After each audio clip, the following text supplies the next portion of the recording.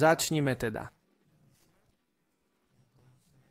Berešit 1.2, čiže Genesis 1.2 hovorí: a zem bola pustá a prázdna, tma bola nad priepasťou a duch Boží sa vznášal nad vodami.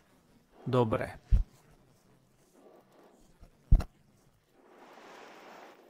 Rozoberme si tento verš po častiach, pretože v každom verši je veľa duchovnej potravy, ktorú by sme mali hĺbšie preskúmať, aby sme ju mohli aplikovať do našich životov alebo ju uchovať v tom, čo je našim domovom, v našej mysli, v našom tele, v našich myšlienkach.